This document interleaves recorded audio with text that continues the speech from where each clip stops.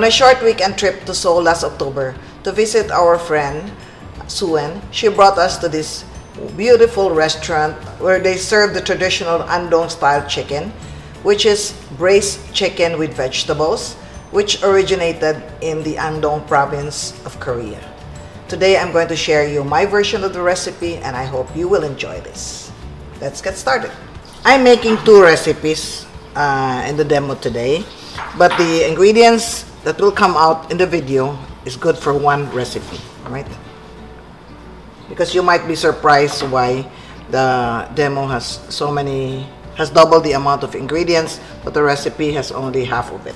Okay. You heat the pan, put the oil. This Korean chicken, which they call Bongchu Andong Jjimdak, is a braised chicken with vegetable. It's very popular in the province of Andong. Ginger, garlic,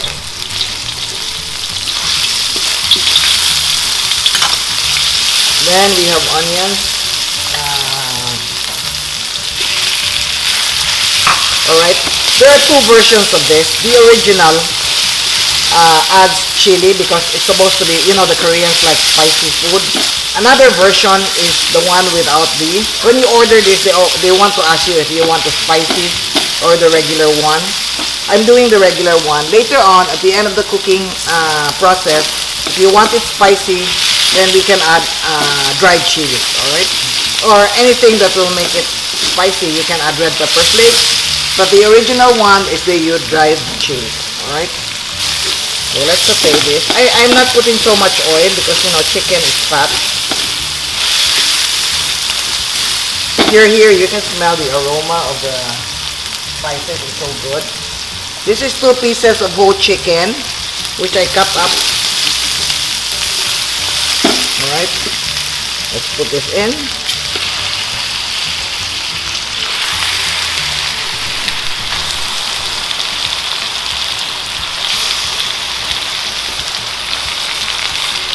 I made 2 recipes because one recipe I'm going to bring home for dinner tonight.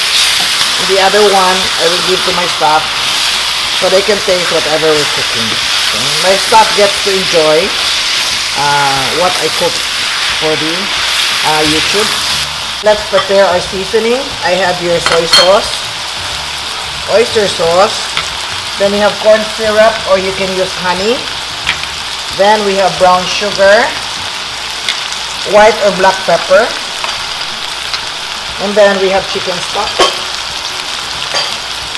This is boxed chicken stock which I bought in the supermarket, or you can also make your own chicken stock, or you can just use water, then you add 2 tablespoons of chicken powder. Okay. I'm waiting for the chicken to change color before I add the seasoning. I have here some celery and some cucumber, which I will add now. The cucumber I'll add later.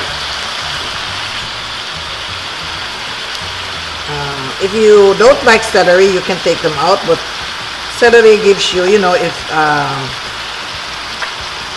used in the right amount, celery is actually very aromatic. The nice thing about this meal is it's a complete meal. It has noodles, it has vegetables, and it has, of course, the protein dish. I added here some red bell pepper. We have the green onions. We use the white portion, then the green we put it on top later for garnish. Then we have fresh mushroom. You can use any kind of fresh mushroom that you can buy at the supermarket. This is what I found. In case you don't have them, you can use the canned mushroom, but the fresh mushrooms are more aromatic. You can also replace with some dried shiitake mushrooms, okay? Let's add our mushrooms.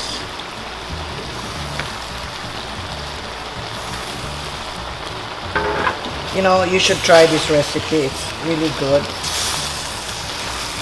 Then we have soy sauce, our seasoning. We have soy sauce. We have oyster sauce. Then we have brown sugar. We have white pepper. And then we have honey. We have our corn syrup. This is corn syrup. I don't think I have honey anyway. Okay. And then later we will adjust the seasoning. If you notice, I did not add salt yet. Alright. And then we will add chicken stock. For the noodles, you can buy, for the noodles, we're using the Korean noodles. What's the difference between the Korean noodles and the regular noodles? The Korean noodles are made with sweet potato. Right?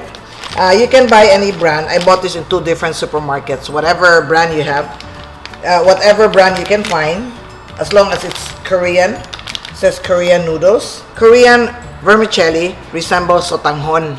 However, it has a different, it resembles sotanghon in texture, but the mouthfeel is slightly different. If you have tasted japchae, which is the Korean sotanghon or the Korean pancit, then this is the noodle that they use. You can easily buy this in the supermarkets.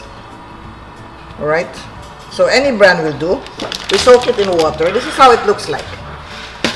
Okay, so we'll soak it in water before we add it there. Alright, once this boils, we're going to add carrots and potatoes.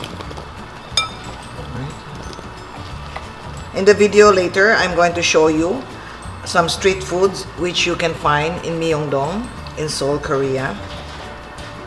You will see very popular Korean food which has also become very popular in the Philippines with the influx of Korean tourists.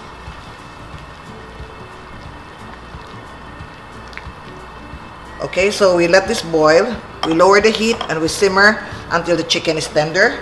And then we add the cucumber and the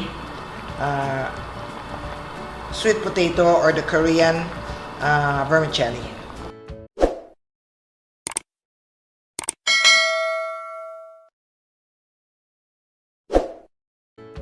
Alright, here the chicken is tender now, or cooked.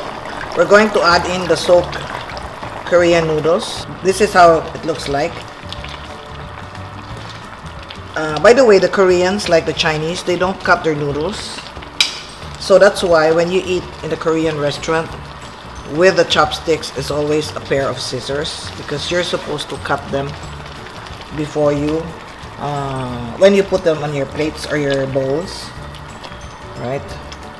And then I'll add the cucumber here. By the way, the celery was just my addition, alright? It was not in the original recipe. But I just thought adding celery will give it a nice flavor. And then here, I have sesame oil. So, we'll cover this and cook the, noodles. I've tasted it. It's just, the seasoning is on point. So, we don't need to add salt, right? If you want to make them spicy, you can add some sili. Alright, I don't have the dried one. This is the fresh one. Alright.